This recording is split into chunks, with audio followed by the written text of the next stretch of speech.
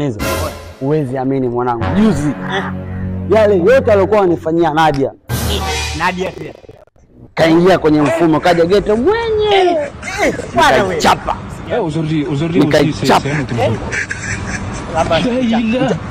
Mimi nimechapa. Aya. Umechapa lini babangu? Wewe uniangalie. Hivi ukiniangalia mimi na wewe unaweza ukachapa vipi na wewe? Na wewe mwanaume wangu unamsikiliza mwenzako. Upo vipi? Upo vipi? Mwangalie huna cha kwanza ila huna. Yaani hapa baba, hapa huna. Hapo unataka kumwongopea mwenzako hapa. Niangalie vizuri. Kwani wewe? Yaani wapi na mimi wapi? Kwa nani? Angalia kwa. Hivi ndio kweli kabisa mimi na wewe hapa wapi? Wewe chapa kitu.